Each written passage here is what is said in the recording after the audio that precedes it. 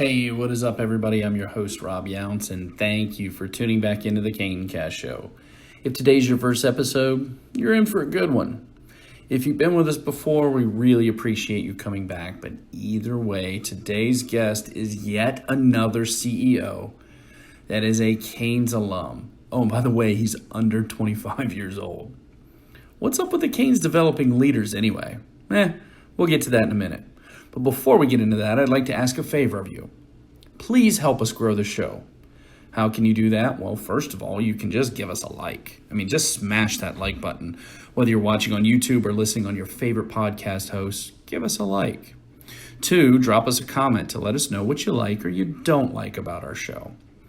3, help us grow our community by subscribing. Lets others know that this show is legit. 4, show us some love with a review. Or 5, simply share it. Send this episode to your friends and enemies who are missing baseball right now. They'd appreciate it. Today's guest is a Canes and Davidson College alum, Andrew Ashur. Andrew was a pitcher for the Canes and the Davidson Wildcats. He is now the pitch master and CEO of Lucid Drone Technologies.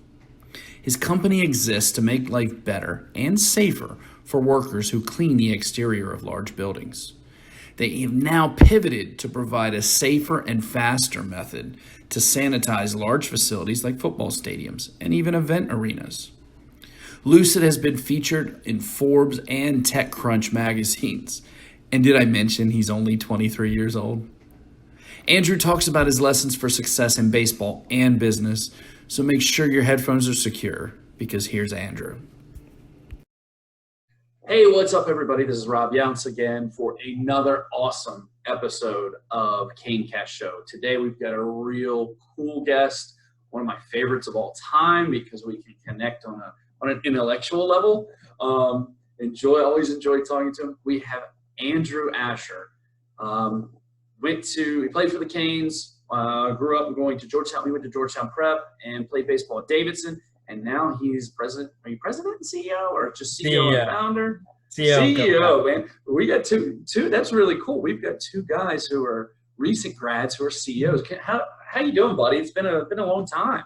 I'm doing well. It's great to be talking to you. I know that much. Yeah, I know, man. I always loved some of our conversations in the dugout, and enjoyed following your career. And now I'm super excited to see that you've got your own business that you're running, and you guys are doing really, really well. So bring everybody up to speed, kind of how we know each other, where you grew up, and your maybe a little bit of a look at how your Canes career went. Okay. So I'll try to go all the way back to the beginning. I was born and raised in Northern Virginia. So I had a somewhat atypical route to baseball. I've got no baseball legacies in the family, but an older brother I watched play Little League. I'm like, this is pretty fun. And we had competitive wiffle ball games, and that competitive nature in the Ashur family just kind of grew, and loved playing growing up. Eventually found out about a tryout for the Canes that was about a town over from us. And I remember I was absolutely blessed with the best Little League coaches in the world. So Coach Good or Coach Norris, if you listen to this, thank you years later. And they taught me how to throw a cutter back in Little League.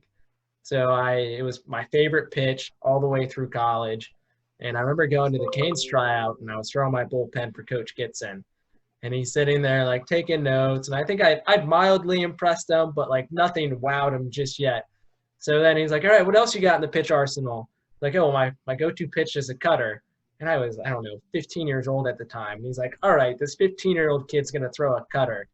And to this day, we'll debate, is it a slider, is it a cutter? It's a hybrid. But I throw a cutter, and he's like, okay, wow. And that's how the tryout went, and then had the privilege of getting to play for him, for you, Coach Batch, and the great list goes on, and had a lot of fun through those years, winning tons of tournaments, and then forming those relationships where I went on to play at Davidson College, and it seemed like every single game there was some former Canes teammate I was playing against. So had a lot of fun in pregame BP, talking crap on the bucket. I was a pitcher, so I'm just tagging BP, doing nothing before the games. So all good fun. That's really cool. Yeah, I think if I remember correctly, your first collegiate start was against Wake Forest, right? Like you threw against Logan that game, your catcher for the Canes. I did. I don't want to be held to it. I think I struck him out on a 3-2 pitch. I backdoored him with the cutter. I'll take that. I might have to go back and look at the stats. He had a much more impressive college career, so I'll give him that. But I had that one moment, and I'll hold it over. Well, you know what? The great thing I remember about you, back when you were 15, 16, 17, was how competitive you are. You touched on that. Where did that come from? I know you're from the baseball side of things, but your parents, I know they were, you're very academically minded. Yeah. So talk about that a little bit and maybe how that evolved into your overall competitiveness. So the first thing I'll say is I've just been absolutely blessed with the best parents and family in the world who've been nothing but supportive. And my dad's a teacher. He actually taught at my high school and kind of always grew up in that environment where my grandma's a teacher, my aunt's a teacher, my sister's now a teacher. Like learning was everything in the Ashur family. But the competitive nature in me, it was just a byproduct of being a little brother. I'm the youngest of 3. I had a pretty sports-minded older brother who's 5 years older than me. So I had a healthy dose of losing growing up because, he loves me, but he never took it easy on me, and he did it out of love. So whether it was backyard ping pong, wiffle ball, basketball, you name it, the games were competitive, sometimes bloody. And, one of the famous questions to ask an athlete is, do you hate losing more than you love winning? For me, I don't hate losing. I got so used to it, but man, I love winning. And I think that's where the competitive drive came from my brother Nick. And I just love spending time with him. We love playing sports, and I lost so much. I was just like, gosh, I got to win, and carried it over to my baseball career. Well, it's funny, when we'd sit in the dugout, we have conversations about different, things outside of baseball. We had you and Logan who would talk about those things and would contribute very heavily to a certain subject, whether it was philosophical or a debate of some sort. It was always great. Yeah. And you especially if you were pitching or you were off that day, just hearing some of the things that you bring up were great, because some of the other guys who weren't as academically proficient or would look at us like we had like 3 heads or something. Oh yes. Especially as a 15-year-old, it's usually 15-year-olds. It's about, video games, maybe a little bit about girls or something like that, and baseball or sports. So it was always refreshing to have you in the dugout. And you had a really good career with us, man. You really, I think, and I think we were talking about this a little bit off camera, is that, you weren't the biggest guy, and you weren't the guy that was throwing, 90 miles an hour. You did have a cutter. You had great control. And you threw, velocity was fine. It wasn't top of the scale. It wasn't bottom of the scale. Yeah, but it was enough where you had a margin for error. Mm-hmm. The great part about it is when we put you in, you didn't use much of that margin for error. I mean, you just went in, you were efficient, you got guys out. Whether it was a fastball and putting some run on it, or whether it was, was the cutter, or whatever the case may be, how did you evolve? Because, I mean, you knew that you weren't going to, at least you didn't feel like it at that time, you're going to be the guy throwing 95. Tell a little bit about how that came about, how you played within yourself. Of course. I think it was looking a lot at what I did well and what made me effective. So, I wasn't a Cody Morris type pitcher that was just going to go throw mid-90s as a 16-year-old. I didn't have that frame. I didn't have that kind of arm, but I had really repeatable mechanics. I had a good feel for multiple pitches, could change speeds pretty effectively, and for the most part, put the ball where I wanted to put the ball. So my catchers knew my game plan really well. Loved throwing to Logan because he loved framing those low pitches for me. Yes. I'd say that the biggest thing for me being more of a command guy was just consistency. And I think a lot of my experiences outside of baseball really taught me that there's so few things you can control in life. You should really take pride in the things you can control, like your preparation, your attitude, your effort. So if you saw me before a game, whether it was a recovery day because I threw yesterday or I was slated to start that day, I was showing up to the field with the same type of intensity, doing the same type of pre-arm care, post-arm care, and always took pride in that. And looking throughout my career, I put a whole lot of innings on my arms. And in college, I mean, I was coming out of the pen, so I was throwing 3 days in a row, up and down. and I've never had arm issues. And I attribute a lot of that to just preparation and being really, really consistent with that pregame and postgame ritual. Yeah, you're one of those guys that I didn't even really want to talk to before your starts because you're so locked in. You would be locked in when you got to the park. It wasn't like, hey, man, how you feeling? I just kind of, we just kind of learned to stay away from you, man. You were a bulldog, and you had that mentality of, I'm going to go out and I'm going to execute. I've prepared, I've worked hard for this, and I'm going to go out when you give me the ball, and I'm going to go get guys out. And that's always stuck with me over the years, of that mentality that you had. And you mentioned it, the consistency, in your delivery, it usually wasn't something was way out of whack. It wasn't like you were missing, by 3 or 4 balls outside. It was usually like just a ball outside. So we just had to make adjustments on what we called, because there was a lot of consistency. And I think that's also what helped you have success in college, is because you had that consistency. I was talking to a guy this weekend about SEC pitchers and things like that. And he said the ones that are, the velocity's great, super awesome, throw 92, 95, really, really cool. But if you're throwing it right down the chute, they're going to catch up to it. So, the beauty of watching you pitch was, in my opinion, you looked like a left-handed Greg Maddux. You were one of the pitchers that I rooted for, even though I was still coaching, but I was still rooting for you because you had that approach. And you mentioned Cody Morris. If Cody Morris happens to be listening to this, I think to this day he still thinks he's a hitter, because his first tournament with us, if you remember that, we didn't have guys, and he went out and got 2 hits, and like he still mentions it to this day, is that he got the first RBI of that season for us. Hey, pitchers can hit too. That's all I'm gonna say. Don't bring that over here. I'm as a hitting guy, I can't endorse that. So tell us a little bit about your career at Davidson. I know you, like I said, I know you got your first start against Logan, and Logan's probably listening to this because you guys are still buddies, and I know he's moving to Charlotte, which is pretty cool. So we'll reiterate it again. Logan Harvey struck out against you, and that's awesome. But talk a little bit about your career at Davidson, maybe some of the things you learned, or some of the things that were reinforced from what you knew before. I had a really fun career at Davidson. I was recruited by the now head coach, Coach Taylor, and he really recruited us and our entire class with, hey, we're building something special at Davidson. And I remember our freshman year, we had a really bad road series at Dayton, and we were not supposed to lose that series to Dayton. And he kept all the freshmen on the bus, and it was just like a heart-to-heart conversation where he was almost going one by one, not necessarily calling people out, just letting them know, like, this is the potential we see in you. And I remember he left it. He's like, by the time you all graduate, I'm expecting to go to at least 1, if not 2 regionals with this team. And I don't know if he's a fortune teller or what, but sure enough, we headed in that direction. But I'll get there in due time. But I had such a nice college career in the fact that, sure, I wasn't like an everyday starter with a consistent routine, but I learned to love that coming out of the pen, because I never knew what kind of scenario I was going to be pulled in.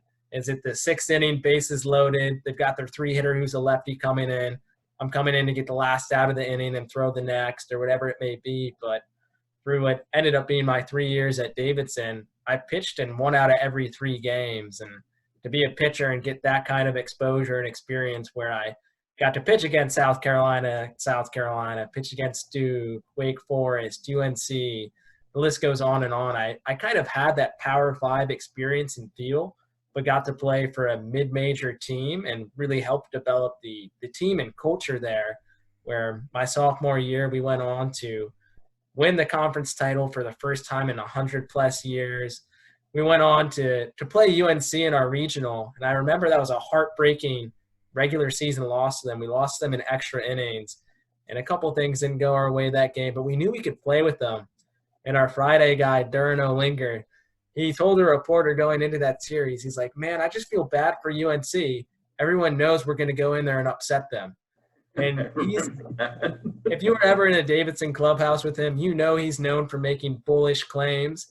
But he wasn't kidding around on that one, and he certainly lived up to it. So went in there, won game 1 at UNC, and JB, love you to death, but it was refreshing. His first loss of the year. It was statistically improbable. Don't know how he pulled it off, but things just went the right way for us. And there's something magical about that team and culture that I'll never forget. I miss baseball a lot. I don't necessarily miss playing nearly as much as I miss being a part of a team. And I attribute a lot of that to the relationships I formed at Davidson and the type of culture we really built. So that Yeah, sophomore year is just unforgettable. that's amazing because, you guys did, you could tell by looking into your dugout the energy that was around the team. And it wasn't cocky, it wasn't chirping at other teams. You guys were just like a big family. You were a big group that believed in the same things, and you could tell everybody was tugging on the rope. There was nobody slacking. There was nobody. It was fun to watch. Sorry, JB, but it was really neat to see because that's what so many coaches and business owners try to get to, but it's like a constant struggle to get there, and you guys accomplished it. The coaching staff obviously has a hand in that, but there has to be buy-in from everybody. From the guy who's the Friday night starter to the guy who's the reliever, to the guy who is the backup shortstop. I mean, everybody has to be on, pulling their piece of that rope. How did you guys get there? Are there things that maybe stuck out, like maybe some turning points in the season, things like that you recall? I'd say the first thing I look to is the team captains and senior leadership on that team. We had 3 captains, and between the 3 of them, they really balanced each other out, where one was more of like the hard nose, call you out, do this right. The other one was like in the middle. He was kind of the mediator, negotiator, and he'd come up to you one-on-one and let you know, like, hey, this is how things are supposed to be done. Then the last one was just a very quiet, lead by example, laid back kind of guy who just reminded us all that while we were there with a purpose and to win, at the end of the day, we're playing a game and we're having fun. So we always kept things really light. We were joking before the big games. I don't necessarily want to say joking during the games, but we were having so much fun in those dugouts. I can't even think of a time where like I even scratched the surface of the level of fun as we were having during that postseason run. I think that came down to it is we all held each other accountable. But at the end of the day, we remembered we're out there playing a game and we were having a good time with it. So, those other teams that were supposed to lose to us, they're feeling the pressure and they're playing tight. And we're out there down by like 2 and we're just laughing, smiling, and trying to make the most of every pitch. That's awesome. That's really cool. Now, fast forward to your role now, in case people don't know. Why don't you bring us up to speed on what you're doing and how you got to that point? Sure. So I'll try to condense this evolution story into, like a couple minutes because it can get long-winded. But one of my co-founders, he was also on the baseball team, Adrian Mayans, and unfortunately, he never had the career he wanted. He was supposed to be arguably the best recruit we ever brought in for the college, had a really bad back injury and kind of tried to keep playing through it, but never really worked out for him. And had a ton of pain, and finally the start of his junior year, the doctors told him, like, look, you can't play baseball anymore. You might risk some pretty long-term damage to your back. And he's a very passionate individual. He was and still is. And we had a third friend, David, and now the 3 of us are the co-founders of this company. But we started kicking around this idea of, window washers are hanging from lifts, ladders, and scaffolds, and it's a really dangerous job when you just think about it intuitively. A human worker well above ground versus gravity, that equation and that math just doesn't play out very well. So Adrian, with this kind of newfound passion and time, wanted to channel that into something. And he and David started to develop the concept. And I had previously done some like research work for a venture capitalist and was really into startups. I love to build things and I love to learn. So Adrian's like, hey, I know just the guy we need to bring on. So they brought me on, and that fall of our junior years, we just kept working on the idea, and settled on this method by which we could tether a drone to a cleaning system in order to relocate those workers to the ground and then clean windows, roofs, bricks, you name it, any type of building surface. And we actually did our first proof of concept test the Sunday before finals of going into winter break. And I just remember, like, we've run all the calculations and we held our breath for a minute. Like, this on paper, this works, but we just haven't seen it done yet. We take it up in the air. We turn the system on. I mean, we're jumping for joy. I think you hear us like 10 miles away in Charlotte. And it was one of the most joyful moments of my life because we're like, okay, this could actually have some legs to it. We kept working on it from there. We were fortunate enough to be entered and selected as a finalist for the college's student and alumni pitch competition. We were one of 5 companies. And at the time, we thought that competition was absolutely everything. It was a $25,000 prize. I had to get up there and give a 5-minute pitch. And we were teamed up with this group of mentors from the local community that were very successful in their own business careers and had either developed or successfully exited their own startups and companies in the past. So we went in there like sponges once a week and got to learn a lot from them. And I'd say we had an idea going into that competition, but they really helped us start to form the business. And then pitch day rolls around, and I remember being super nervous because I'm like, this is my first time really pitching a company to someone, or in this case, a group of someone's that was somewhat overwhelming. And got up there, and it's like, I don't even remember what happened during those 5 minutes of pitching. I went to some other state of flow, and it was like euphoria. I can't even really put it into words, but by the end of it, I was like, wow, I nailed that and thought it went really well. We ended up being co-winners of that competition. And around that time, we were starting to apply for like accelerator programs over the summer to really develop the business. And we were getting some good feedback in that people loved the idea. They saw the market potential and they thought it was very interesting as a business opportunity. But they'd be like, so if you come to our program over the summer and then you're going to go back to school for your senior year, I don't know if that's something we want to invest in or be a part of. And here I am. I'm a junior in college. I'm playing a D1 sport. And on top of building this business, I'm working 3 part-time jobs.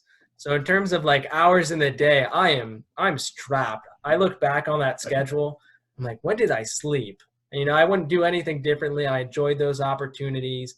I learned so much and I loved it all. But I started looking at my transcript and I was like, I could get out of here a year early.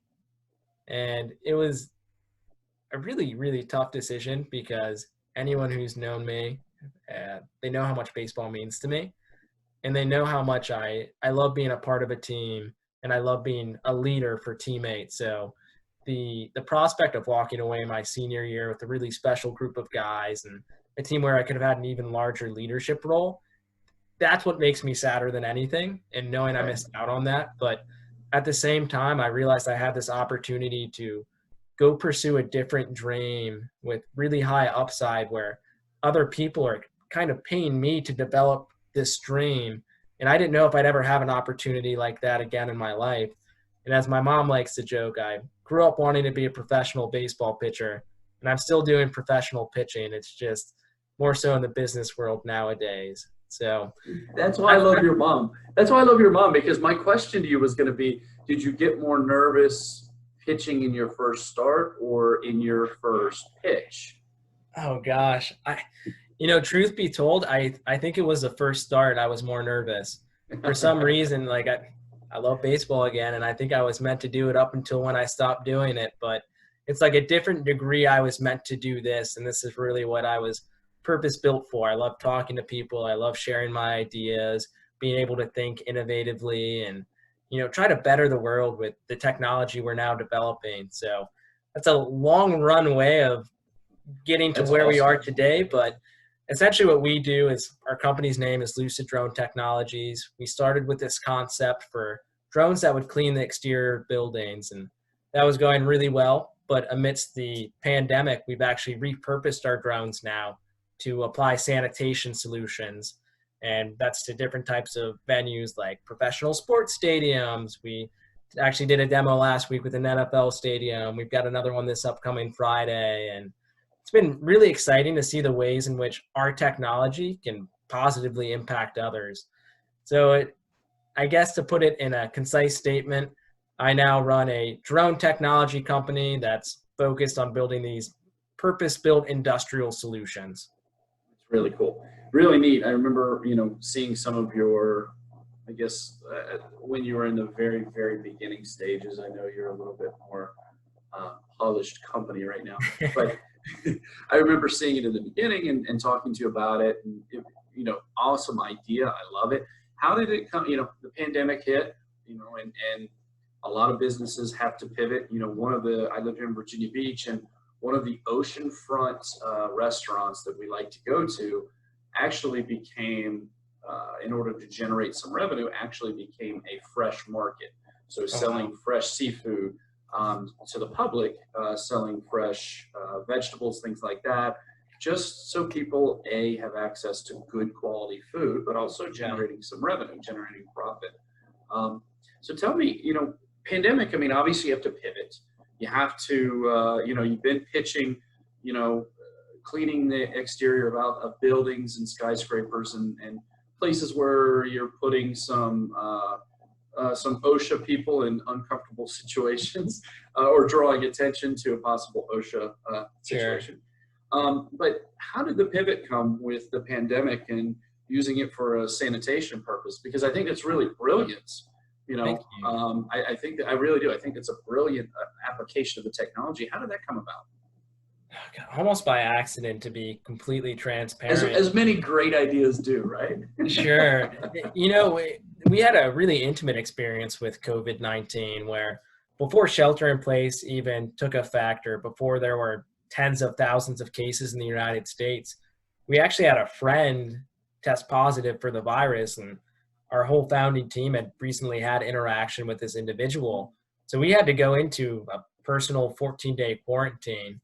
And when you're used to interacting with hardware at the office every day, we build and program drones, it's tough to go remote. And for 14 days, we're kind of sitting there at home, trying to be as productive as possible, seeing what's happening to the country, what's happening to the cleaning market. And the feedback we were getting is, hey, there aren't really going to be too many tenants inside these spaces, and college students are going home, and exterior cleaning isn't really at the forefront of everyone's mind, but sanitation has never been more important. These cleaning companies we've been talking to, they're like, look, we're completely booked with these sanitation jobs. And we started to think about, what's the core value of our company, and what is it we really want to pride ourselves on? And we thought back to it. The reason why we started the company and what initially excited us was the humanitarian aspect of it. We're like, we wanted to create this technology that was going to do good for the world. And from a business perspective, what we then focused on was building really modular hardware and software so that when different opportunities began to arise, we could quickly pivot and transition our technology to satisfy those needs, because we always saw cleaning being our wedge strategy, where we wanted to be this giant industrial drone provider for dozens of different drone use cases, but we had to start with one and do that one really well. And by focusing on the technology and staying true to that principle of wanting to help others and do the most good, we're practically being slapped in the face with this sanitation opportunity. And for us, it was fortunate. We had relationships with chemical companies. We have relationships with cleaning companies. So we got to do a ton of market research and testing and really develop this new product and like light speed for startups. And now it's out in the real world. It's doing big things. We were at a local high school football stadium this morning. We have another drone that was down in Mobile, Alabama, doing a music venue. And for us, the name of the game now is just trying to scale and create the biggest impact possible. So, yeah, absolutely. That's really cool. I thought that was a really cool, our little text exchange about that was really neat. I took a lot away from it. So you had a great culture. I thought our dugouts were pretty good. So you had a pretty good culture there. Mm-hmm. You had a really good culture, inside your dugouts and inside your program at Davidson. How are you taking what you've learned from baseball and applying it towards the business? Everything is still a competition for me, whether other people know it or not. That's how I just approach it. I remember when we were going into this NFL stadium last week for the demo, I woke up and it felt just like it always felt on game day. I've got like that excitement, a little bit of nerves to keep me on my toes. I'm there well ahead of schedule at the field.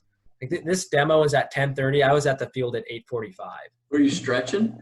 I was doing some deep breathing. So in the business world, I think that's kind of the equivalent, right? Right. But it's really that competitive nature where we're always trying to move as efficiently as possible. Like we've got a fire lit under our butts. We're not corporate America. We're not sitting back collecting a paycheck. We're out here to make a difference and grow a really large company, because outside of the impact that our technology and company can have on the world, what also excites me as a business owner is being able to scale my workforce and create a culture where people really enjoy the work they do and they feel fulfilled in it. And that's part of being a leader. That's part of being a teammate. And, we've had the good fortune of now hiring several people, and we've doubled our team, and we're starting to bring on more and more talent. And to me, there's nothing more fun than that, getting to kind of recreate that team-like culture inside the office where everybody's working together and using their own unique skill set to really drive forward in the right direction. That's cool. And for me, I use a lot of what I learned through baseball, and staying in coaching and stuff like that with my team internally.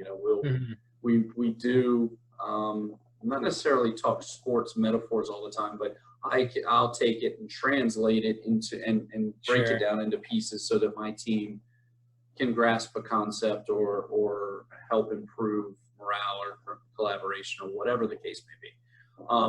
That's awesome. And you have, when you're 20, how old are you now? 24, 23? 23, CEO of your own company with friends. How are you guys? So you have Adrian, is that his name? I'm sorry. Yes. The other baseball player. Mm-hmm. When you guys were in high school, you weren't thinking, oh, I'm going to be, when I'm 24, I'm going to be CEO of a company. The transition is, for a lot of people, it is you don't have that choice. Mm-hmm. But for you, you were able to make that choice, and difficult nonetheless, but you made a very mature decision of, I'm probably not going to go play pro ball. Mm-hmm. Just like Logan, same thing. And that's kind of where, he and I had that discussion of, he might have gone, and you too, you might have gone and played for a year or two, but ultimately you need to use all of the skills that you acquired in college, academic as well. And I know you're very strong academically in high school, but did you ever imagine yourself being in charge of your own company at this age? I can't say I did. When I look back at my high school time, I had the good fortune of attending a Jesuit school, again, where my dad's been a teacher since I was a baby. So I was kind of raised in that Jesuit culture. And for those who don't know much about it, specifically at our school, what they always preached was being a man for others and really putting forward the emphasis on service. And I just enjoyed those service opportunities so much when I was in high school. Like I felt like I was my truest self when I was helping others. And one specific example that was Challenger baseball, honestly. That was my greatest memory from high school. I had the same buddy all 4 years. I mean, it was a highlight of his week, but little did he know it was the highlight of my whole entire life. It was even more important to you, right? Exactly. No, I just think back on that. Like I never knew what I wanted to do post-college. I knew I wanted to have an impact on others and somehow be working a job that allowed me to interact with others. I didn't want to just sit behind a desk and crunch numbers and do data analysis or something. I wanted to be out in the world and kind of have a disproportionate impact on others, whatever way I could. And I think as I was sitting there the spring of my junior year thinking about it, I was like, look, there probably will be more opportunities in my life to create a positive impact on others. But in terms of a disproportionate amount, it was too good to turn down. Absolutely. Absolutely. And taking it back, I always like, where I am now. And I like looking back and saying, wow, how did I get there? Logan, we went, it was interesting because his thought process, he was like, oh, wow, if I didn't do this, I wouldn't be here. Yeah. So looking back at you had a very clear goal of the type of school you wanted to go to, highly academic that matched your needs there, as did Logan. Playing in a very high level, which Davidson, very high level, you guys had a phenomenal run there. And it helped shape you to the type of person you are today. Obviously your high school background, and now you're where you are, as a young man. I keep wanting to call you guys kids, and you're not 15 anymore. But have you ever sat back and thought about, like, wow, if maybe this didn't happen, or maybe I weren't on the Canes, or maybe I didn't have this coach in high school, or I didn't go to that school, or because you've been very fortunate in your life, and you have always sought the higher path of that disproportionate impact, of making that impact. Are there things in your life that have maybe stuck out that have caused you to say, wow, if this hadn't happened, I may not be in this exact spot at this exact time? When I think about it, it really comes down to two big moments in my life. The first one was my 8th grade year. I'm thinking about where I'm going to high school, because here I am with an opportunity to go to Georgetown Prep at the, like financial aid and all that, because my dad's a teacher. And I also have this opportunity to stay at my local public school, which had a great baseball program. And I grew up in the same town my whole life, so I had a great network of friends. And I remember talking to, again, one of my Little League coaches, Coach Norris, and he said this quote that stuck with me. He's like, look, Andrew, a ship is safest in harbor, but that's not what a ship is meant for. And that's an age-old adage, so he won't take creative claims for that by any means. But it really got me thinking, like, to stay in my town and go to my local school, that was really the safe route. It's what I knew. It's what I was comfortable with. But here I had an opportunity to go to high school that would really, really challenge me, both athletically, academically, and musically as well. I was part of the choir all 4 years. I played the piano, and it really shaped me into a more wholesome person off the field that I think positively contributed to my performance on the field, because I realized, like, once I got to high school, baseball wasn't everything. I loved it, and it was probably the most important thing in my life up until when I graduated Davidson. But there was more to myself by that point. And then I'd say the second moment, this is a difficult thing to talk about as well, but my sophomore year, my dad was diagnosed with cancer, and there were some really dark, scary times during that. I'm happy to say he's doing better now. He's still having chemo treatments, but there were a couple weeks and months there where, we're just praying that he gets through this all right. And I was still playing for the Canes that summer, and the team was my family then. I mean, I was fortunate to have my grandma and aunt. They were willing to drive me to all these different tournaments. And I remember after we won that national championship, I was just texting the guys. I was like, hey, you guys were my family when I really needed family this summer. And that experience of, having to go through that at a fairly young age. My brother was abroad in Spain. He was studying. And remember all that, yep. A freshman in college. So I was kind of at home alone handling this, and caused me to mature in a lot of different ways, probably to an age much older than a 16-year-old would have or should have been at that time. But it also set my perspective to work all the harder for baseball. Like, I knew money was going to be even more of a struggle for college, and I needed to find a place that was going to pay my way on the baseball front and the academic front. And I just wanted to leverage those two skill sets I developed so I could take the mental and financial burden off of my parents, so that both of them could focus on their health. And I was very fortunate that I had that opportunity at Davidson, but I really think my dad's health was a catalyst for that maturation and a lot of the decisions. And the way I just went about my whole high school career was kind of centered on that principle of how could I just get to college and find a way to take that pressure off of my parents. And that's interesting that you say it, because I do remember that. And I remember, we had a lot of difficult conversations for you, Greg and Batch and I, Coach Connor and Batch and I, to try to relieve some of that tension and stress that you brought, rightfully so. Just trying to make you feel a little bit more comfortable, a little bit more at home.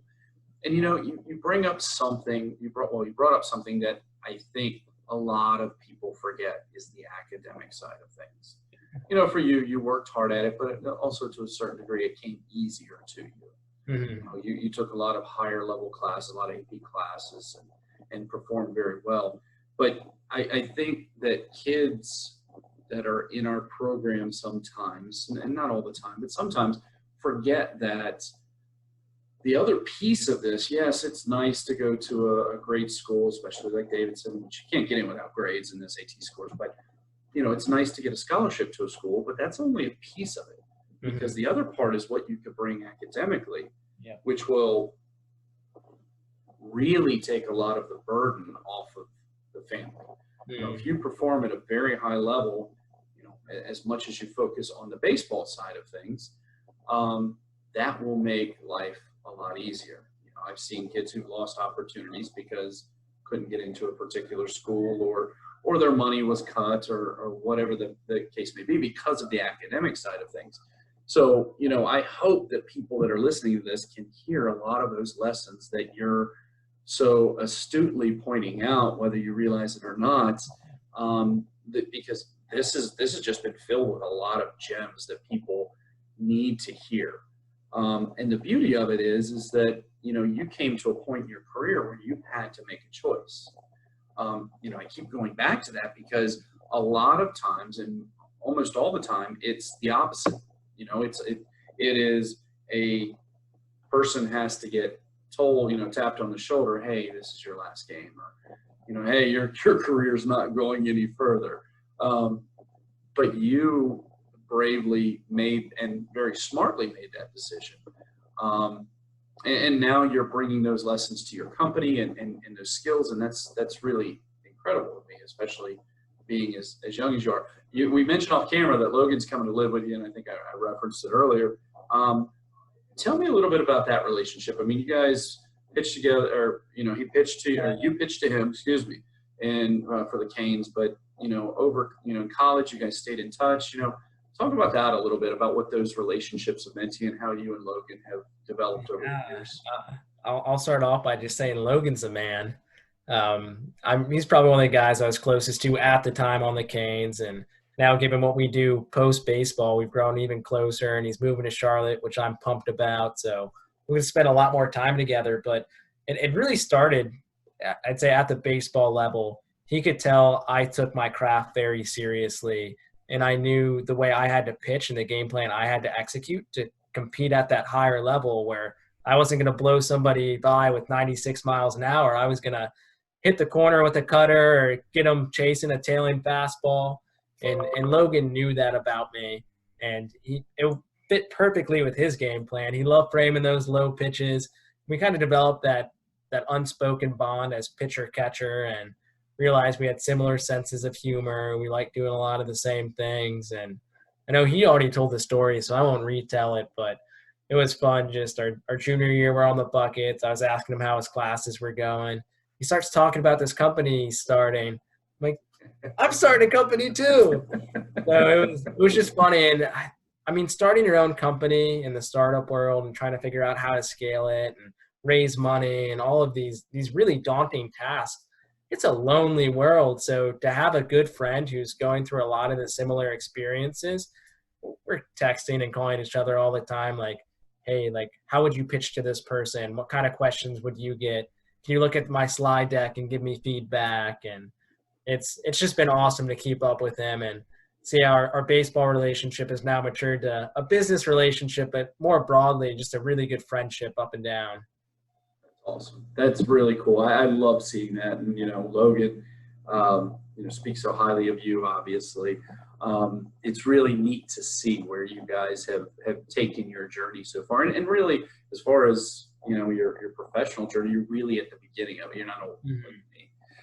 So I'm looking forward to being able to follow you. What is next for Lucid? Where are you guys going? I mean, obviously, you know, getting through this pandemic and sanitation and things like that. You know, what other kind of things are on the horizon that we can follow and we might be able to watch this Lucid baby grow into an adult? I was going to say, we're always up to fun things. We achieved a lot of milestones over the last year. We raised our first major round of venture capital, which was really exciting. Went out and hired our first few employees and are still growing the team. But what we're focused on right now is just getting our technology out the door and starting to scale. And one of the most promising opportunities for us right now is using our drones to sanitize professional sports stadiums, whether that be the NFL, the MLB, the NBA, or you name it. So we're making a big push to be a part of the sanitation solution to get sports back to playing and hopefully fans back in the seats. So in a couple months, I hope you see our drones at different sporting venues. And as they're about to cut to commercial on ESPN, we're getting a little bit of name time. That'd be really cool, man. I know, now I would probably call somebody like JB and say, hey, man, sorry for the L in the regional. However, can you put me in touch with somebody at the higher levels? Logan Allen with the over with the Indians, you might be able to. I've got a great Canes network to tap into. That's right. And I know you guys have thought about this, but I'm sure there's quite a few opportunities at some of these youth parks and things like that. Mm-hmm. So, obviously if we can help out in any way in putting you in touch with the right people, obviously we'll do that. I mean, I appreciate that. You have always been one of my favorite guys because you're not, the one thing that I struggled with when my career was over is I did identify myself through baseball. Mm-hmm. And it took me a couple, and again, just through college, but it took me a while to back off of that and to realize there was a lot more to me than just baseball. And I think that's something a lot of guys struggle with. So, I identified very well with you because you weren't like that. You had a lot outside of baseball. You did have, your music. You were very involved in your community and academically. And to me, I always admired that. And that's one of the reasons why I was always rooting for you, whether it was as a Cane and as you left our team and, moved up to one of the older teams or at Davidson. I was always rooting for you because you're just a very rootable type guy. You're one of the guys that people pull for because you're just such a good person. Appreciate that, Coach. You've earned it. So this can't be the first time you've heard it. You know what? It's been awesome today, man. Do you have any parting words maybe for some of the kids, that aren't the biggest, strongest, fastest, hardest throwing guys? Because that was you. You weren't the guy, as you mentioned, who was throwing 96 at 15, 16 years old. You were a guy who had to work and grind and be very precise in what you did. Do you have any words for those kids that might be watching now, or maybe a parent or two that's out there? I just say, don't ever give a coach a reason not to recruit you. There are a lot of things you can't control. Like for me, it was my height. I'm 5'9". I wasn't towering on the mound. So I really took pride in the things I could control. I could control how well I was doing in the classroom because that was a function of how much time I put into my studies. And I could also control what my weight was like and how strong I was because that was a function of how many hours I put into the weight room and how smart I was in there. Like I think my junior year at my heaviest playing weight, I was about 194 pounds at 5'9". So what? I got a meat house. I've lost about 20 pounds since I stopped playing, and I finally fit into a normal pair of pants again, which I'm really grateful for because I ripped too many pairs of khakis back in the day. But I'd say that's what I'd leave them with is really take pride in what you can control. You can control your routine. You can control your effort and be very open-minded. I think one thing that really helped in my recruiting journey is on different phone calls and visits. Coaches saw right away. Just in my eyes, I have this hunger to learn. I never walk into a place assuming I'm the smartest person in the room. And I live with the mindset that I can learn anything from anyone. I just have to be willing to listen and discern what the truth is and what they're saying. So that's just how I personally approach recruiting. It's how I approach the game. It's how I approach life. You can always learn something. Just keep your ears open and don't be stubborn. Yeah, I think, in addition to the passion, I know when the feedback I got from coaches during your recruiting process as well, it was really great conversation. And I think that comes through today of how comfortable you are. And I think that comes from the the parents who are educators and forcing you to be able to communicate and to do those things. I was on the phone with a coach this weekend, and he was talking about how good one kid was at carrying a conversation, and how the other one needed a little bit more coaching. And the neat thing is the message that I sent to our kids this weekend is that, you're being evaluated in a lot of different things all the time. Are you how do you handle things with your parents? How do you handle when things go wrong? How do you handle when you don't have your best stuff? How do you talk to coaches? All of those things, because they're trying to get a picture of who you are. And I think with your communication skills that you had at a very early age, that was easy to convey who you were and what drove you, where your passions lie. I think that if more kids could do that and maybe not possess the intellect that you have, but possess those communication skills or develop those communication skills, it would make those conversations go much easier, as well as give them a glimpse of who you really are. So in essence, you're making their decision A, easier, and B, quicker by being able to communicate well. Would you agree with that? I'd agree entirely, and I might be falsely attributing this to Coach Taylor, but I'm pretty sure I heard him say it at some point over the course of my years at Davidson. But at the end of the day, you're not just being recruited to play baseball. You're recruiting to be a teammate, to be a student. So it's a much more holistic picture, because you're going to be living at this college. So if you're not a good player off the field, for lack of a better term, it's going to catch up with you on the field very quickly. And if a coach isn't enjoying talking to you, they're probably going to have a hard time envisioning you as a great teammate, as a leader 4 years down the road, and someone they're genuinely going to enjoy being around, who once you're hosting a recruit your junior or senior year, they're going to feel comfortable leaving you two to talk about the program. Absolutely. Well, your passion and your intellect come through very easily in just this, 45-minute hour conversation, whatever it is. You have given a ton of nuggets of information. And honestly, I don't even feel like we really even scratched the surface. So what I'd like to do is probably bring you back maybe as we get further towards the end of the pandemic, so we can actually hear some of your stories about how your technology has been applied, some of the neat jobs that you've performed, some of the neat stadiums that you've worked with, some of the schools, the companies, the events that you've been working and applying your technology towards. Because to me, that's exciting, and I think that I draw a lot of parallels between business and sports. Particularly baseball, because I feel that the lessons I've learned are very, very relevant and applicable to my business career. So I'm hoping that the parents that are listening to this can pull some things out, and the players that have listened to this can pull some things out that they can get better at. Because my overall message for 2020 is be better, get better, and we can all do things better. And you've been awesome. And as I told Logan, I'm sorry I had him on first.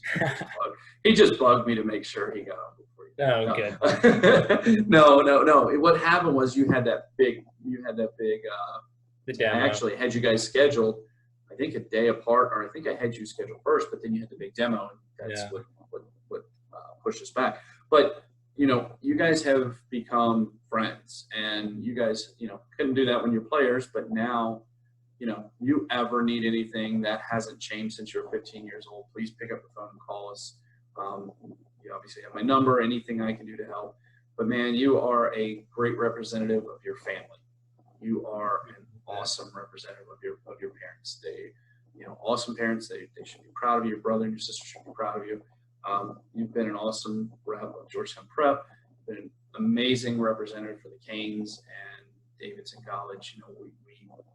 I'm just proud of you, man. You've been an awesome guy, always been, a leader, and I know you're going to continue to be a leader. And I'm excited to learn, more about your company going forward, about the technology there, about the processes and the culture that you're developing. Because I know as you bring people on board, need to really focus on that culture. So I'm excited to see the big things that you're going to do.